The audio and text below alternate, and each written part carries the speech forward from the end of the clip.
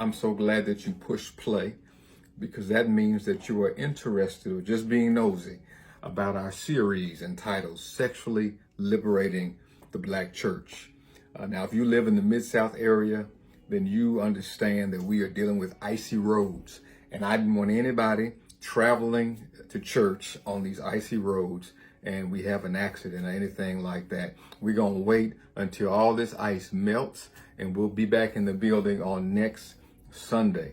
If you are following us, go ahead and check out the first two installments to this series that have already been posted. Today, I want to introduce you to the third installment of this series entitled The Demonization of Sex. Now, we've been using Genesis chapter 1, verses 27 and 28 as our foundational text. And I'm going to go ahead and read that to you in the New Living Translation. It says this, so God created human beings in his own image. In the image of God, he created them. Male and female, he created them. That's both genders. Verse 28, then God blessed them, talking about both genders, as they co-stewarded the land. And it says, be fruitful and multiply. It's talking about sex. Y'all go ahead and have sex. Be fruitful and multiply the land. Now, I want to tell you, first off, that humanity was created in the image of God. And as difficult as it might be to believe this, our sex and sexuality is created as part of that image of God as well.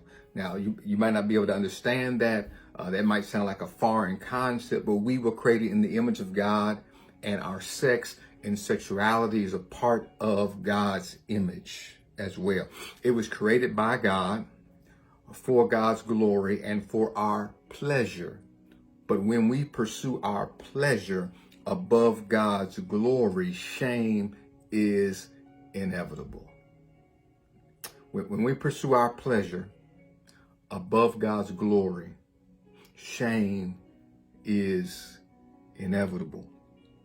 And what we have recorded in Genesis after chapter 1 is Adam and Eve pursuing their pleasure above God's glory. And we have suffered the consequences of it. Not just them, but the consequences have been passed down to us. And in part 1 of this series, one of those consequences I talked about is that we have a broken lens. That the way I view you, the way that you view me has been broken. That we don't see each other created as fellow image bearers. It's broken, and that needs to be restored.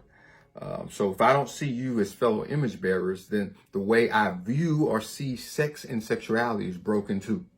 Then in part 2, we talked about how, because of sin, we tend to objectify one another. That means instead of seeing you as human, I see you as a thing that's just for my pleasure. But today, in part 3, I want to deal with the subject of demonization of sex. Sex as gender and sex as intercourse. Yeah, both have been demonized, right? And when something is demonized, it means that it's considered evil, it's considered wicked, it's no good, and we behave like this consciously or unconsciously. You know, when we think something is evil or wicked, then we start to behave like it is, either consciously or unconsciously. Now, this is Black History Month, and there'll probably be a lot of heavy emphasis on Google, on media, throughout the World Wide Web, on the news, wherever you turn. PBS has something going on. There's always this heavy emphasis in February about Black history. The problem is this, that oftentimes our history is romanticized because America does not like the brutal reality of our history. It is often romanticized because America doesn't like to be confronted with the sin that was inflicted upon us. Right? See, slavery was one of those sins that tried to control and destroy sex and sexuality in relation to black women and black men. Edward Baptist, he's an author of the book, The Half Has Never Been Told. And in the book, he says this. He says that slavery, let me quote it for you, slavery disrupted family relationships. It's a white man. That's what he said. He said it forced enslaved women into sex and prostitution. Baptist continued on by saying this: predators, he's talking about the white slave masters as predators. He says predators enslaved their, enhanced their power, enhanced their own power as the slave master by stripping away black husbands and other allies to the black women that they could call for help.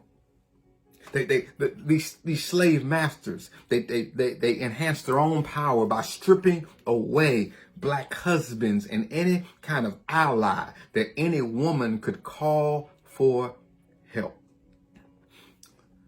So I was thinking about this. Imagine how emasculated we as black men felt from being unable to protect our wives, our mothers, our sisters, our friends, our nieces from sexual violence imposed upon them. Imagine how black women felt from having their family and friends taken away from them, sold, or killed, leaving them unprotected from the sexual violence. The trauma from having sex and sexuality enslaved is so deeply woven in the fabric of America. It is systematic injustice. Yeah, there's a systemic issue there that is so deeply woven in the fabric of America that we don't even know it exists, that we don't even know it's there. And whenever African Americans, whenever we threaten unjust systems established by white patriarchy, we are demonized rather than seen as created in the image of God. It's true. An example of this is how black males were labeled, they were demonized as violent sexual brutes.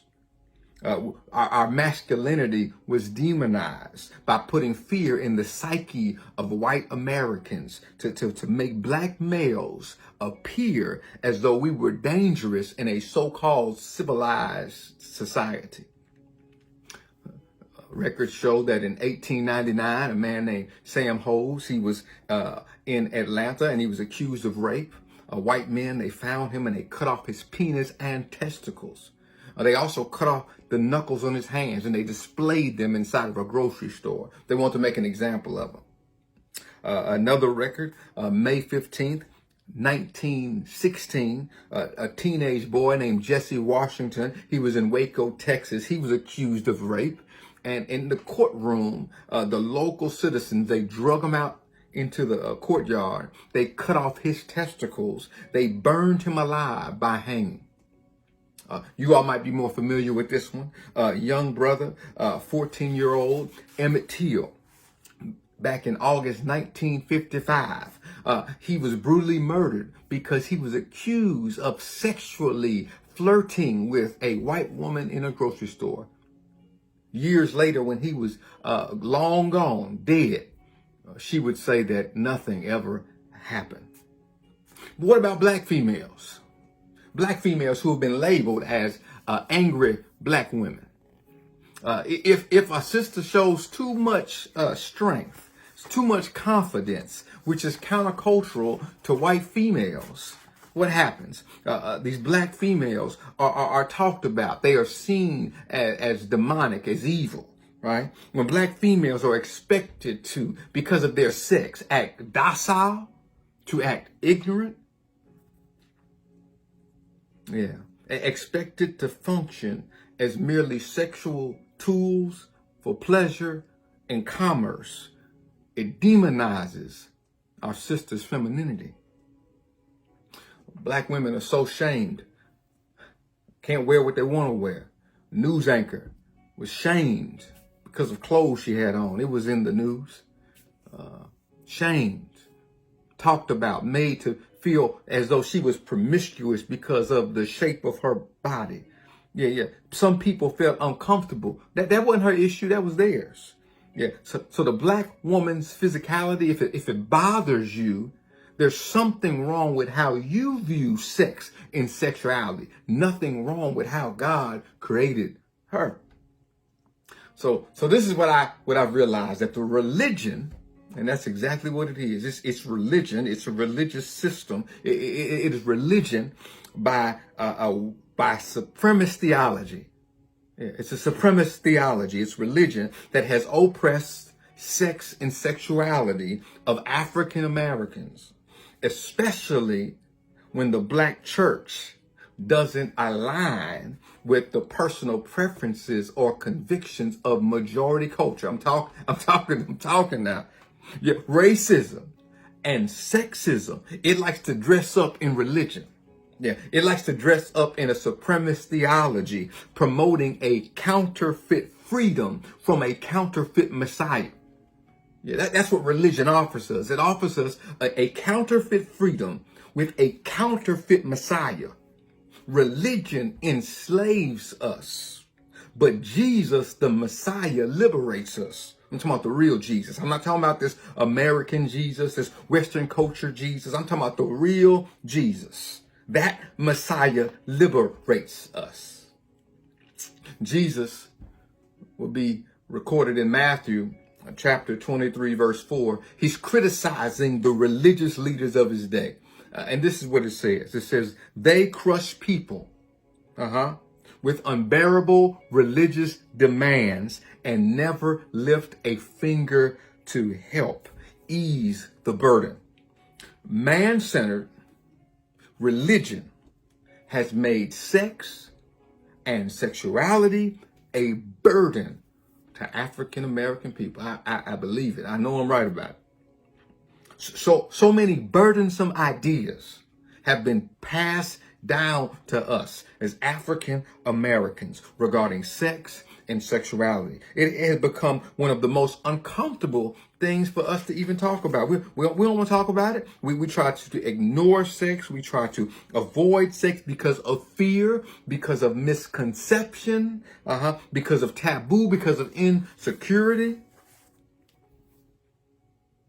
Deborah Gray White, in her book, Aren't I a Woman?